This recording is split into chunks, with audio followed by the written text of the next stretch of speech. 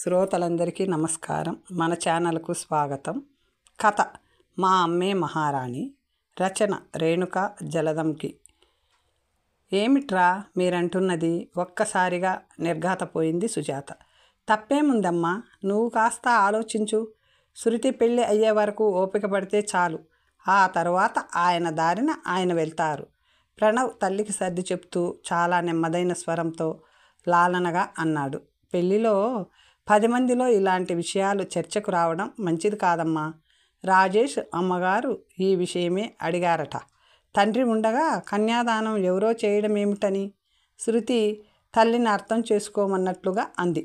సుజాత మ్రాన్పడిపోయినట్లు కొడుకుని కూతుర్ని మార్చి మార్చి చూడసాగింది. ఇప్పుడు నా పెళ్ళికి దయాకర్ బాబాయ్ వాళ్ళనో శకుంతల పెద్దమ్మ వాళ్ళనో పీటల మీద కూర్చొని కన్యాదానం చేయమని అడగాలి. వాళ్ళు మాత్రం ఎన్నిసార్లు మనల్ని అవమానించలేదు చెప్పు. అవన్నీ మనసులో పెట్టుకోకుండా మన అవసరం కోసం ఇప్పుడు అభిమానం చంపుకొని అడగడానికి సిద్ధపడ్డాం. అదేదో నాన్ననే పిలుద్దాం. 10 మందిలో మనకు కూడా గౌరవంగా ఉంటుంది. మెల్లని స్వరంతో చెబుతున్నప్పటికీ శృతి స్వరంలో ఓ తీర్మానం చేస్తున్న ధ్వని అయితే సుజాత చెవులను తాకింది. నన్ను ఆలోచించుకోనివ్వండి. దగ్గరగా ఉన్న కుర్చీ వైపు నడిచి భారంగా కుర్చీలో కూలబడింది. శృతి అన్నవైపు చూసింది. ప్రణవ్ చెల్లెల్ని ఏమీ మాట్లాడవద్దన్నట్లుగా మౌనంగా కళ్ళతోనే వారించి గదిలో నుంచి బయటకు నడిచాడు. శృతి వెనకే నడిచింది. కొడుకుని కూతుర్ని వెనుక నుండి చూస్తున్న సుజాత కళ్ళు తన ప్రమేయం లేకుండానే 23 ఏళ్ళు వెనక్కి గతంలోకి తొంగి చూశాయి. గవర్నమెంట్ జాబ్ వదిలేస్తారా? 7 నెలల ప్రణవ్కు పాలు పడుతూ భర్త మాటలకు విస్తుపోయినట్లు చూసింది సుజాత.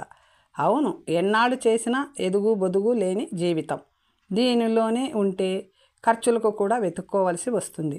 అందుకే రిజైన్ చేస్తున్నాను, నిర్లక్ష్యంగా సమాధానం ఇచ్చాడు రాజారావు. ఖర్చులు తగ్గించుకుంటే సరి, ఆదాయానికి తగినట్లు ఖర్చులు ఉండాలి.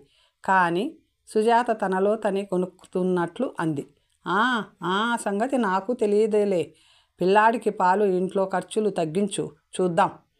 రాజారావు అంతెత్తున ఎగిరాడు. ఇంట్లో ఖర్చులు ఎప్పుడూ ఉన్నవే. పని మనిషి లేకుండానే చేసుకుంటున్నాను.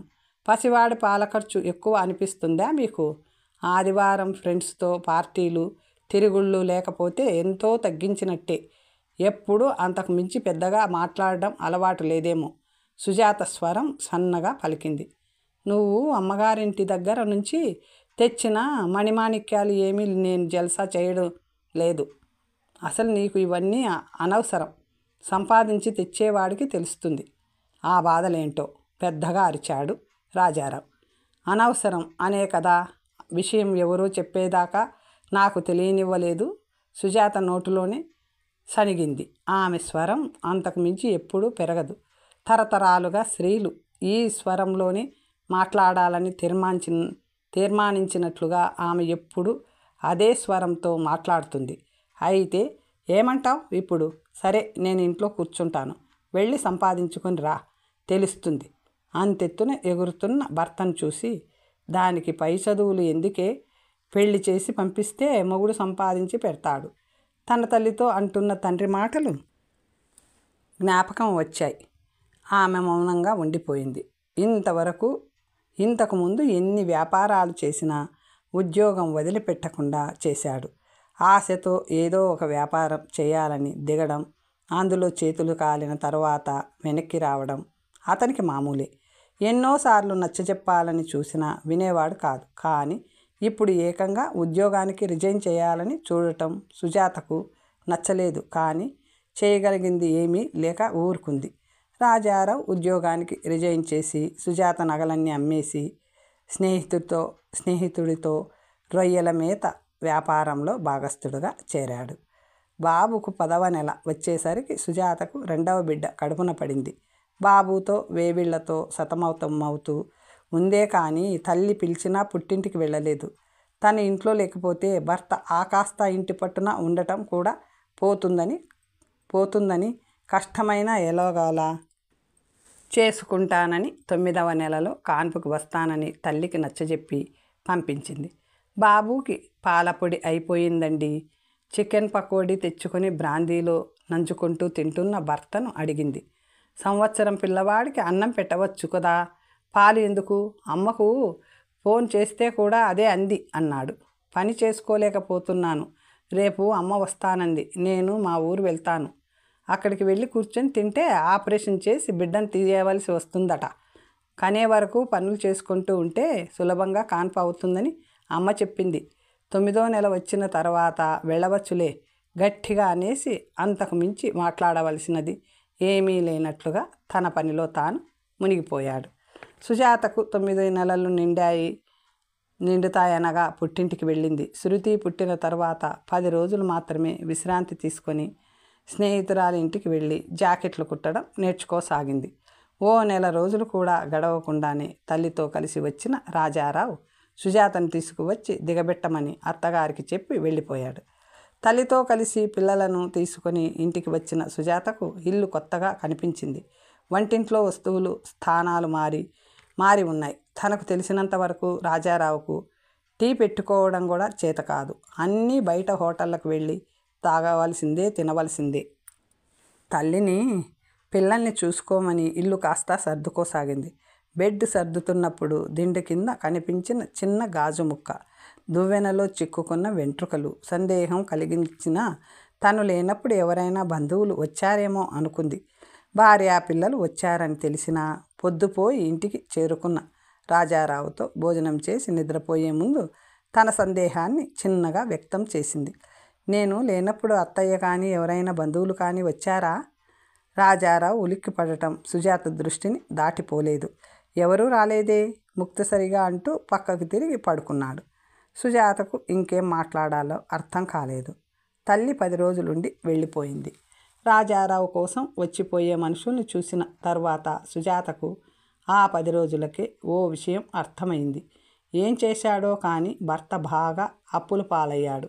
పిల్లలను చూసుకోవడంలో నిమగ్నమై కొన్ని విషయాలు ఆలోచించడానికి కూడా సమయం లేనట్టుగా ఉన్న సుజాతకు ఓ రోజు పక్కింటి ఆవిడ చెప్పాలా వద్దా అని చెప్పిన విషయాలు మరింత బాధ కలిగించాయి.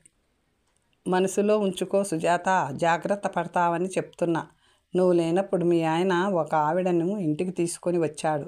పెద్దమ్మ కూతురని చెప్పాడు. 4 రోజులకు మాకు వారి వాలకం తేడాగా అనిపించి మా ఇళ్ల మధ్య ఇలాంటి పనులు చేస్తే మర్యాదగా ఉండదని హెచ్చరించావు.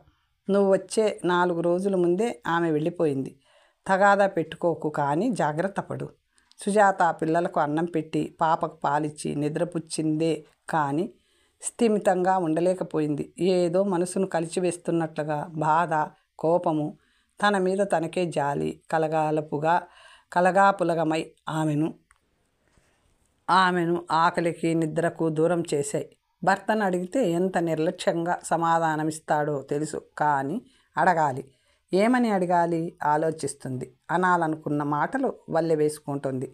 ఎందుకు భయపడాలి? తప్పు చేసిన వారు భయపడాలి. తనకేం భయం? కానీ ఆమెకు అలా అతన్ని నిలదీసే అవకాశమే ఇవ్వలేదు అతను. పక్కింటి రుక్మిణి పరుగున ఆందోళనగా వచ్చి చెవిలో వేసిన మాట ఆమె గుండెను బద్దలు చేసింది. మీ ఆయన పక్క వీధిలో టిఫిన్ సెంటర్ ఆవిడ ఇద్దరూ కలిసి ఎక్కడికో వెళ్ళిపోయారట.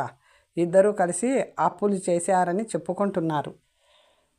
భర్తలో ఎన్ని అవలక్షణాలు ఉన్నా ఇంత పని చేస్తాడని మాత్రం ఊహించలేదు. ఆదమరిచి అమాయకంగా నిద్రపోతున్న పసిపిల్లల వైపు చూసింది. రేపు ఈ మాటలు తెలుసుకుంటే కాళ్ళు గజగజ వణకసాగాయి. కళ్ళ వెంబడి నీళ్లు కారిపోతుంటే నిర్వికారంగా నిస్తేజంగా చూస్తున్న సుజాతను చూసి రుక్మిణి చెలించిపోయింది. ధైర్యం చెప్పి సుజాత తల్లిదండ్రులకు ఫోన్ చేసి పిలిపించి ఆమెను వారికి అప్పగించి వెళ్ళిపోయింది. ఇంటి కాగితాలు తనఖా పెట్టించుకుని అప్పు ఇచ్చిన వారు సుజాత పరిస్థితి చూసి జాలిపడి ఇల్లు ఖాళీ చేయించడానికి ఓ నెల రోజులు గడువు ఇచ్చి వెళ్ళిపోయారు. అప్పుల వాళ్ళు నానా తిట్లు తిట్టి అలిసిపోయి చుట్టుపక్కల వారు సర్ది చెప్పడంతో వెళ్ళిపోయారు. అత్తగారికి ఆడబడుచుకు కబురు పెట్టినా పట్టించుకోకపోవడంతో 10 రోజుల్లోనే ఇల్లు ఖాళీ చేసి సుజాత 2 పిల్లలతో పుట్టింటికి చేరింది. తల్లిదండ్రులకు సుజాత జీవితం ప్రశ్నార్థకంగా మారింది. అత్తెసరు చదువుతో ఏం చేసి ఇద్దరు పిల్లలను పోషించగలదు? తాము ఉన్నంత వరకు తమకు వచ్చే పెన్షన్తో ఎలాగాలా నెట్టుకు రాగలరు. తదనంతరం సుజాత పరిస్థితి ఏంటి? రిటైర్ అయిన తర్వాత వచ్చిన డబ్బుతో సుజాతకు బంగారం పెట్టి వీలైనంత ఘనంగా పెళ్లి చేశారు. అల్లుడు ప్రభుత్వ ఉద్యోగస్తుడు, కూతురి జీవితం సాఫీగా సాగిపోతుందనుకున్నారు. అల్లుడు కూతురిని బాధ పెడుతున్నా తప్పదు కదా అని ఆలోచించని సగటు మనుషులు వారు. ఇప్పుడు ఉన్న ఫలాన ఇంత కష్టం కన్న హృదయాలు సుజాత గురించి ఆలోచిస్తుంటే సుజాత తల్లి హృదయం పిల్లల గురించి ఆలోచించసాగింది. ఏం చేయాలి? విచిత్రంగా ఆమె మనసు తనను వదిలి వెళ్ళిన భర్త గురించి ఒక్క క్షణం కూడా ఆలోచించడం లేదు. పిల్లల పోషణ, వారి చదువుల కోసం ఏం చేయాలి? ఇదే ఆలోచన. పుట్టి పెరిగిన ఈ 25 ఏళ్లలో తనను తాను పోషించుకోవడానికి అవసరమైన విద్యే తను నేర్చుకోలేదా? తన 10వ తరగతి చదువు తనకు ఉద్యోగాన్ని ఇవ్వకపోవచ్చు, కానీ ఇంకేమీ చేయలేదా? ఏమైనా మన సుజాత చేసిన పచ్చళ్ళ ముందు బిర్యానీలు కూడా దిగదుడిపే తండ్రి భోజనం చేస్తూ మెచ్చుకుంటుంటే సుజాతకు చటుక్కున ఆలోచన తట్టింది. అనుకున్నదే తడువుగా తల్లిదండ్రులతో తన ఆలోచన చెప్పింది. నువ్వు కష్టపడతావా తల్లి? నేను ఉన్నంత వరకు నీకు, నీ పిల్లలకు ఏ కష్టం రానివ్వను. తండ్రి కళ్ళ నీళ్లు పెట్టుకున్నాడు. ఆడపిల్ల గడప దాటకూడదు, కష్టం చేయకూడదు. కాలానుగుణంగా తండ్రి, భర్త, కొడుకు పోషణలోనే ఉండాలని నియమం ఉందా నాన్న? అలాంటి నియమాలే కదా నన్ను ఈరోజు ఈ స్థితిలో నిలబెట్టాయి. ఇప్పటికైనా నన్ను నా కాళ్ళ మీద బతకనివ్వండి, సుజాత ఖచ్చితంగా చెప్పింది. బజారు నుండి అవసరమైన సరుకులు తెప్పించింది. మొదట కొద్ది మోతాదులో పచ్చళ్ళు పెట్టి చిన్న చిన్న శాంపిల్ ప్యాకెట్లు చేసి షాపులలో ఇచ్చి వచ్చింది. వద్దమ్మా, ఉన్న పచ్చళ్ళే అమ్ముడు కాక చస్తున్నాం. షాపు యజమాని విసుగ్గా అన్న మాటలకు చిరునవ్వుతో ఎప్పుడైనా అవసరం అయితే చెప్పండి అని ఫోన్ నంబర్ ఇచ్చేది. క్రమేణా చిన్న చిన్న ఆర్డర్లు రాసాగాయి. పచ్చళ్ళతో పాటు భోజనాలు వండి ఉద్యోగస్తులకు క్యారియర్లు ప్యాక్ చేసి పంపించడం ప్రారంభించింది. నాణ్యమైన సరుకులతో జాగ్రత్తగా ఎలాంటి పొరపాట్లు జరగకుండా చూసుకునేది. రాముడితో పాటు రావణాసురులు, సుమిత్రతో పాటు శూర్పణఖలు పుట్టిన నేల ఇది. అలాంటి వారు ఎదురైనా చాలా మర్యాదగా సమాధానం ఇచ్చేది. ఆ ఓర్పు రావడానికి కారణమైన భర్తకు మనసులోనే ఓ నమస్కారం పెట్టేది. క్యాటరింగ్ నుండి పెద్ద హోటల్ పెట్టే స్థాయికి ఎదిగింది. పనిచేసే వారిని, నమ్మకస్తులను పెట్టుకుంది. అనేకంటే ఆమె మంచితనం వల్ల వారే నమ్మకస్తులుగా అయ్యారు అనడం సమంజసమేమో. దూరమైన బంధువులు దగ్గరయ్యారు. పిల్లలు పెద్దవాళ్ళు అయ్యారు. తల్లిదండ్రులు కాలగర్భంలో కలిసిపోయారు. రాజారావు ఆమెతో కలిసి ఎక్కడ ఉంటున్నాడో తెలిసినా సుజాత పట్టించుకోలేదు. ఎవరైనా చెప్పేందుకు ప్రయత్నం చేసినా అతని ప్రస్తావన వద్దని నిష్కర్షగా చెప్పేది. ప్రణవ్, శృతి ఇద్దరూ చదువులో తెలివిగలవారే. చదువులు పూర్తి కావడంతోనే ఉద్యోగంలో చేరారు. శృతి తన ఆఫీసులో పనిచేసే కొలీగ్ రాజేష్ ప్రపోజ్ చేశాడని చెప్పడంతో వారితో మాట్లాడింది. వియ్యంకుల వారితో రాజారావు విషయం కూడా చెప్పింది. పెళ్లికి ముహూర్తాలు కూడా పెట్టుకున్నారు. పూజారి కన్యాదానం ఎవరు చేస్తున్నారు అని అడగడంతో వచ్చిన సమస్య ఇది. ప్రణవ్, శృతి తమ తండ్రిని తీసుకువచ్చి కన్యాదానం చేయిస్తే శృతి అత్తగారి తరపు బంధువులలో ఎలాంటి చిన్నతనం ఉండదు కదా అని ఆలోచిస్తున్నారు. సుజాత ఇంటిలో శృతి కాబోయే అత్తమామలు, సుజాత మేనమామ కొడుకు దయాకర్ దంపతులు, పెద్దమ్మ కూతురు శకుంతల దంపతులు ఆసీనులై ఉన్నారు. ఇదంతా అమ్మకు మతి ఉండే చేస్తుందా అన్నయ్య? ఏదైనా మాట్లాడుకొని మనమే తేల్చుకోవాలి. కానీ వీళ్ళందరినీ ఎందుకు పిలిచినట్టు? శృతి వంటింట్లో కాఫీ కప్పులలో పోస్తూ బాధపడింది. చూద్దాం అసలు వారిని ఎందుకు పిలిచిందో ప్రణవ్ సాలోచనంగా అన్నాడు. నా భర్త నన్ను వదిలేసి వెళ్ళిన విషయం మీ అందరికీ తెలుసు. ఇన్నాళ్ళుగా ఆ మనిషి సహకారం లేకుండానే నేను నా పిల్లలను పోషించాను, చదివించాను. ఎప్పుడూ కూడా అతని అవసరం నాకు వస్తుందని అనుకోలేదు. ఇప్పుడు ఇన్నేళ్లకు కన్యాదానం పేరుతో అతని అవసరం నాకు ఉందని చెప్తున్న నా పిల్లల అమాయకత్వానికి నాకు నవ్వొస్తుంది. కాస్త బాధగా కూడా ఉంది. అందుకే మీతోనే మాట్లాడాలని పిలిపించాను. నడక కూడా సరిగా రాని పసికందుల్ని అమాయకంగా తనను నమ్మి పుట్టింటి వారు ఇచ్చిన ఆస్తిని, బంగారాన్ని ఆయన చేతిలో పెట్టిన నన్ను నిలవ నీడ కూడా లేకుండా చేసిపోయిన అతనికి తండ్రి హోదాలో కన్యాదానం చేసే అర్హత ఉందంటారా? అది కాదు సుజాత. భార్యాభర్తలిద్దరూ పీటల మీద కూర్చొని కన్యాదానం చేయడం మన సాంప్రదాయం, దయాకర్ చెప్పబోయాడు. ఆ భార్యాభర్తలు ఇద్దరూ కలిసి పిల్లల్ని పెంచి పోషించడం సాంప్రదాయం కాదా? తన బాధ్యతను తను సక్రమంగా నిర్వహించని వ్యక్తికి ఈ హోదా ఇవ్వడం అవసరమా? సాంప్రదాయం కోసం మనసు చంపుకొని అతని ప్రక్కన కూర్చొని కన్యాదానం చేయాలా? నువ్వు ఇంత బాధపడతావని అనుకోలేదమ్మా. దయాకర్ బాబాయో శకుంతల పెద్దమ్మో చేస్తారు, వదిలే. ప్రణవ్ అడ్డు వచ్చాడు. అంటే నాకు కన్యాదానం చేసే అర్హత లేదా? అర్హత లేని ఆ వ్యక్తి పక్కన కూర్చుంటేనే ఆ అర్హత వస్తుందా? అందరి వైపు సూటిగా చూసింది. నువ్వు ఒక్కదానివే పీటల మీద కూర్చొని కన్యాదానం చేస్తావా? శకుంతల నివ్వెరపోయింది. అవును. సుజాత ముఖంలో నిశ్చయం కనిపించింది. నేను ఒక్కదాన్నే పిల్లల్ని పోషించినప్పుడు లేని అభ్యంతరం నేను ఒక్కదాన్ని కన్యాదానం చేయడానికి ఎందుకు? తల్లి తండ్రి అవసరమైన ప్రతి కార్యంలో నేను ఒక్కదాన్ని చేస్తాను. మీరు మీ అభిప్రాయం చెప్పండి. అలా వీలు కాని పక్షంలో పిల్లలు ఎటు ఇష్టపడ్డారు కాబట్టి రిజిస్టర్ మ్యారేజ్ చేద్దాం. ఆలోచించుకొని చెప్పండి. మర్యాదగానే అయినప్పటికీ ఖచ్చితంగా చెప్పింది. 50 ఏళ్ల తల్లిని ఆమె మాటల్లోని సత్యాన్ని నిశితంగా అప్పుడే గమనిస్తున్నట్టుగా చూస్తుంది శృతి.